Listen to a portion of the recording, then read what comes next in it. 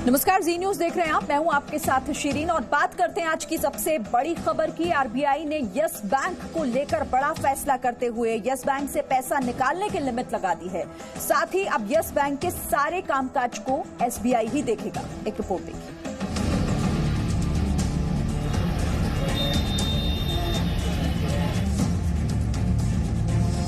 Yes bank को लेकर RBI ने बड़ा फैसला लिया है। आरबीआई ने यस बैंक में पैसा निकालने पर लिमिट लगा दी है। आरबीआई के फैसले के मुताबिक अधिकतम एक अकाउंट से एक महीने में 50,000 रुपये ही निकाले जा सकते हैं। साथ ही बैंक के बोर्ड पर अब एसबीआई का अधिकार हो गया है। एसबीआई और एलआईसी अब यस बैंक में 49% शेयर खरीदेगा। यस बैंक के बिगड़ते हालात को देखते हुए आरबीआई ने ये तमाम फैसले लिए हैं। The Reserve Bank has issued, has in fact issued two press statements, press briefs yesterday. They explain in detail the background of our decision. And your question was how soon it will be done. It will be done very swiftly. It will be done very fast. सरकार ने भी इस मामले में अपनी बात रखी और वित्त मंत्री ने भी साफ कर दिया कि किसी को घबराने की जरूरत नहीं है। भय का माहौल है, आवश्यकता नहीं है जी। मैं जरूर आश्वासन दिलाना चाह रही हूँ कि हाँ, डिपॉजिटर के मन में डाउट है कि क्या हो रही है। मैं आश्वासन दिलाना चाह रही हूँ आपके पैसा सुरक्षित है। रिजर्व बैंक गवर्नर ही मुझे आश्वासन दिलाया कि जल्द से जल्द इसका अच्छा सा रेजोल्यूशन हो जाएगा, कोई नुकसान किसी डिपॉजिटर को नहीं होगा। आरबीआई गवर्नर और वित्त मंत्री के अलावा एसबीआई चेयरमैन ने भी इस मामले में अपनी बात कही। एसबीआई चेयरमैन ने साफ कह दिया है कि समय के साथ सारी जानकारी दी जाएगी, लेकिन ये फैसला खाता धारकों के हित में लिया गया है। We will just wait. No need to panic. What is there to panic? It's all depositors' interest. RBI governor has said that. दरअसल यस बैंक बीते करीब 15 से 18 महीनों से लगातार दिक्कतों के दौर से गुजर रहा था। बैंक को कामकाज के लिए पैसे जुटाने में काफी दिक्कत हो रही थी। यहाँ तक कि बैंक काफी कोशिशों के बावजूद पैसा नहीं जुटा पाया था। ऐसे में बैंक को आने वाली भारी दिक्कतों से बचाने के लिए आरबीआई ने ये फैसला लिया है। Bureau report, ji media.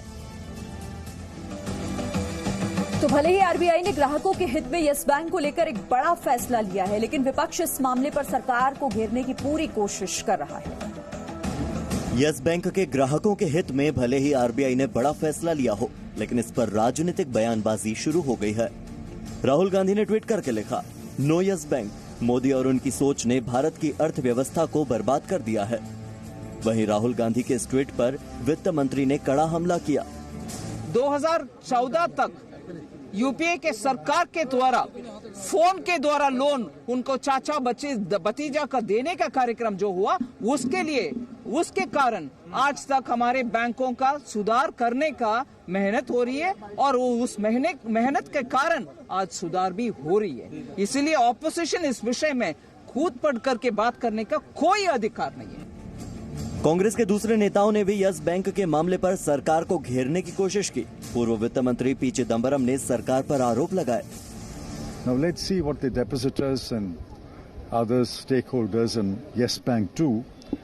I think they are as worried as the depositors of PMC Bank, and let's see what unfolds now. जिनका पैसा जमा है, no need to panic. Do you really think that this is a... What else will RBI say? Obviously, there's no need to panic. Nobody suggests. दूसरी विपक्षी पार्टियों ने भी yes bank मामले में सरकार की आलोचना की है। कहीं न कहीं बैंक संकट में है। जनता में बैंकों को लेकर डर पैदा हुआ है। कहीं न कहीं जड़ तक सरकार को जाना चाहिए, विश्वास निर्माण करना चाहिए। अगर बैंकिंग व्यवस्था से पूरी तरह से जनता का विश्वास उठ गया तो देश की अर्थव्यवस्था पूरी तरह से चरमरा जाएगी। हालांकि यहाँ पर ये जानना बेहद जरूरी है कि आरबीआई ने यह फैसला यस बैंक के लाखों ग्राहकों के हित में लिया है। बीते 15 से 16 महीनों में यस बैंक में काफी दिक्कतें आ रही थी और दिन प्रतिदिन यस बैंक की हालत बिगड़ रही थी। ऐसे में आरबीआई का ये फैसला कहीं न कहीं ग्राहकों को आगे फायदा ही पहुँचाएगा। ब्यूरो रिपोर्ट, जी मीडिया। अब आप एक बात समझिए कि आपको पैनिक नहीं करने की जरूरत है। यस बैंक पर आपके लिए बड़ी बातें क्या हैं, आपको वो समझा देते हैं। सबसे पहली और महत्वपूर्ण बात यह कि बैंक नहीं डूबेगा, इसे लेकर आप घबराइए मत। बैंक में आपका पैसा सुरक्षित है। सरकार ने भी इस बात का जिक्र किया। एसबीआई बैंक को बेहतर बनाएगा।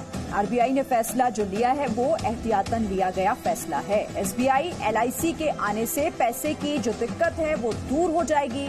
यहां से बैंक की हालत सुधरेगी। आगे पैसे निकालने की लिमिट बढ़ा दी जाएगी।